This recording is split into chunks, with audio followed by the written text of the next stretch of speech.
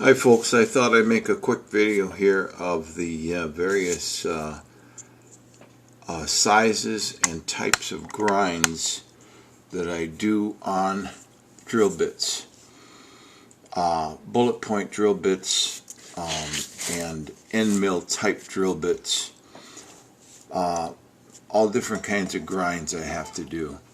So I'm going to start with the bigger bullet points. This is a bullet point tip. I'm going to get a better angle here with the light.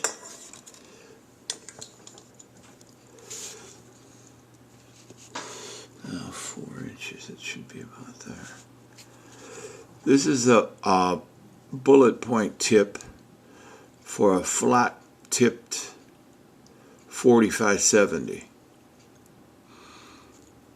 This size is a I gotta put better glasses on here. I can't see my camera.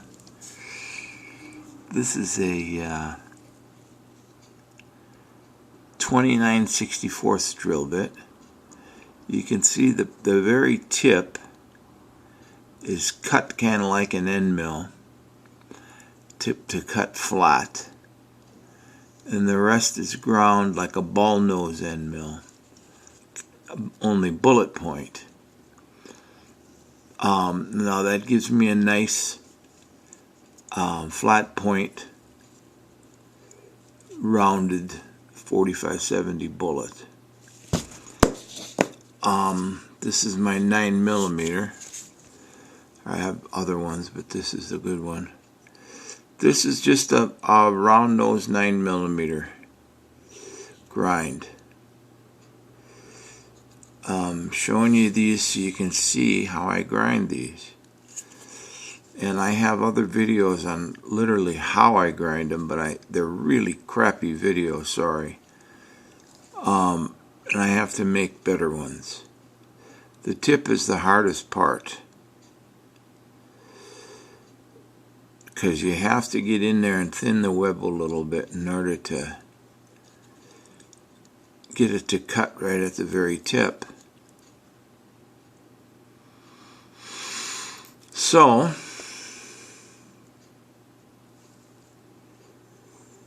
that's the shape. It's a 9mm, and this size is a T, which is 358. However, I find that drill bits, you know, regular cheap drill bits, not precision ones, and I always buy the stuff on sale. These are always smaller than they advertise. This is a T size, which should be 358, but it actually cuts at about 356, which is good because it gives me a little room to polish. Now this is a 1764, and I wrote on there that it cuts at 2656. This is for a tip for a bullet for a 25-20. I suppose you could use it for a 25-35 also.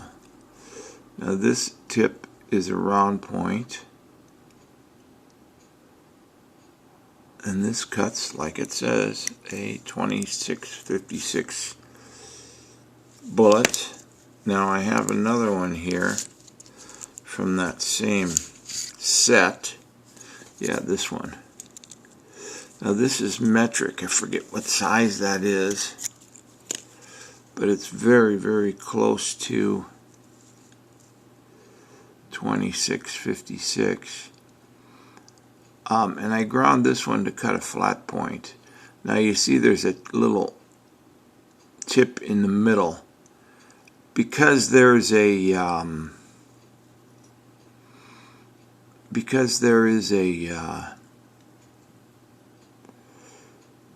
extraction pinhole, that tip doesn't come into play. This cuts a flat point.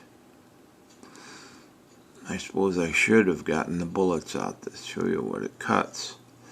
But I wanted to show you how I can grind these things. Anyone can grind these things if you practice. You got to learn how to grind the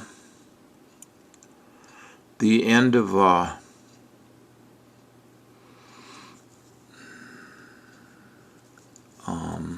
mill. What do you call it? End mill? If you got to figure out, practice grinding end mills, and you can buy broken ones and use ones cheap, and then practice copying that grind on there, or just practice grinding them and seeing if they cut. These guys here, now I'm going to get into my 22 caliber. I started with 22, which is obviously small and more difficult. I'll show you what I got here. This is a number 7. These are number 7s, which cuts at 201 hole. They actually, a number 7 tip is a 201, but it doesn't cut 201. It cuts around 195. I'm going to get one of the better ones here. Okay. This would be one of the first cuts I'd make, and it'll make the hole around 0.2. So this would be more of a roughing bit.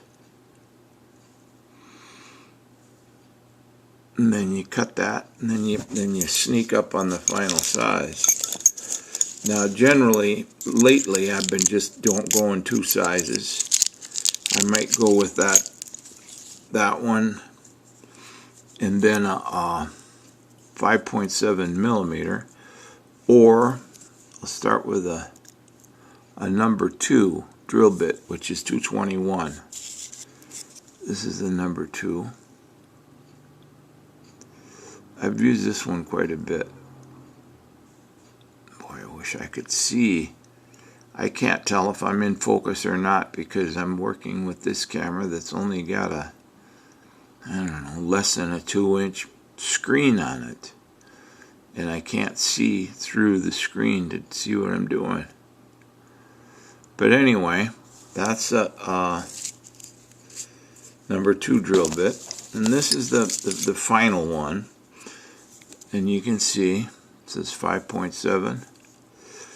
And it says 5.7 on there. Okay, so this was purchased as a 5.7 millimeter drill bit, and indeed, for 22 long rifle or 222, 5.7 millimeter is the exact size you want. It's 0.2242 inches, and you can. If you really want to push those 22 long rifles, make them fat. And the real good ones are a little fatter. You can polish the whole 5.7 millimeter hole and make them about 2.225, which is just about as fat as you can chamber, and they'll get stuck in there. But a 2.224 is nice. It's a good size. It's bigger than the most commercial ammo. Most commercial ammo out there is 2.235 inch. So they'll chamber real easily in anything. And I make them 2.224. They are better, but they may not chamber in all semi-automatics. So that's how I grind that tip. And these cut like a dream. They really, really cut like a dream. These things cut better than a normally sharpened drill bit, and that's not exaggerating. The only problem is they're delicate. You got to be careful. If you give much pressure, you're liable to cut them. Now this, I've got an example in here. That's one of my first attempts at swaging with using, the 22 cases to swage a 222 bullet. So I left that in there because that's the you can see this ogive is thinner. It's more like a Spitzer tip, and you can maybe tell I had to thin that web a lot to get that really thin point in there. Now this guy is really sensitive. I haven't broken it because I've been careful with it, but as you can see, that's only about, I don't know, what, 8 thousandths thick. If you get that caught, it'll snap off real easy. But it's so sharp, it just shaves the metal off, and you can feel it when you're cutting. They cut real nice. Now this, I'll show you that later. I'll show you this one first. I had to learn how to cut end mills. Not for using end mills, but because I have to cut square holes on things. And so I studied end mills, and you study the grind, and you can figure out how they're ground. And this is a square-ended hole cutter. I don't know what I made this for. I think this is a T-size bit. Yeah. So this had cut a square hole 9mm. I forgot what I made it for. But I've been working on grinding those flat ends for quite a while for various reasons. Here's another one that's cut like it's ground like a end mill. Now you should have the edges a little higher than the middle. You can have a little point in the middle, but you want those edges higher, just a little higher, by eyeball. If you can see it higher, it's good. What size is this guy? 7/16. Oh yeah, I used to use 7/16. That's a long story. Making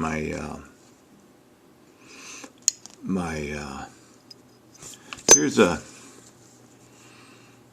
my dies for 22 long rifle. This is a carbide end mill that I bought. Really cheap. I think I got it for $1.50 on eBay. And I tried to regrind that, and it's not easy. I mean, I would not try to use this as an end mill. See, this is how it came. It came broken. And see how they ground it with the factory grind has 2 angles, basically 2 straight angles. And I didn't worry about that big relief angle. I'm worried about the cutting angle. So I cut this side and worked with it, tweaked it until I got it to cut. And right now she cuts real nice.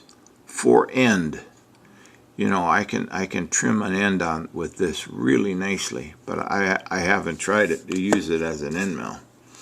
Now, there is a need to make a cone shaped hole in my dies, in my 22 long rifle dies. I need to make a hole that has a cone in it. So I practiced cutting these kind of bits, and I got them to work, but they are difficult in that real hard steel that I cut. But they do work. This will cut a cone in a grade 8 bolt, or even those Baumol grade 14 if you wish. But it squeals and makes noise, but it'll cut. And I thought, man, I wish there was something out there that's better, commercial, if they made something commercial like that. And I prayed that they would. And I needed, I think, a 5/16. Yeah, I needed a 5/16, that's 13/34. So I prayed that I would find a 5/16 commercial one. I'd never heard of them, never seen them, but look at that.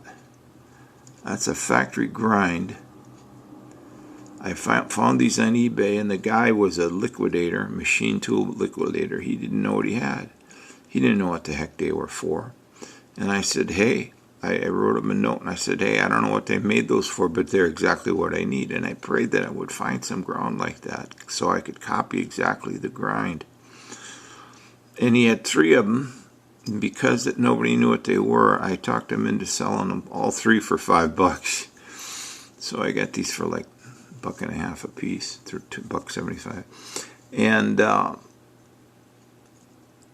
they have the right angles. And you'll see on that edge right there, that's factory, the way that's knocked off. They knocked that edge off, and that does the trick. These guys cut like a dream to make that cone. Now, they're 5/16, which I went to 11 millimeter, which is a little smaller. So if I'm going to use these now, I'm going to have to narrow them, and I don't want to mess with them because they're unique items. I don't know if there's any more of those anywhere around. And I just make these tubes for them out of that heat shrink tubing protectors. So those are some of the grinds I do. I got some more in here. I showed you those. But basically, those are the grinds I do to cut bullet point dies. And certainly they will work for bullet point molds. I mean, I've made molds for them too. As a matter of fact, I'll show you some of the bullets I got here. These come out of a mold that I made. This for cores. I make these first, then powder coat them, and then swage them to size. And you can tell there's flash on there. It wasn't closing well. But the point is it's a very good shape for 22. It's almost good enough the way it is. But they're undersized. These are a little undersized. These are about 221. So I have room to put the powder coat and then squish them. So that's the way that is. And I got some here that are already squished. I could show you. I don't know where they are. So anyway, I just wanted to show you that. Grinding those bullet point bits. You make these guys, and then you can cut all the molds you want. There you go.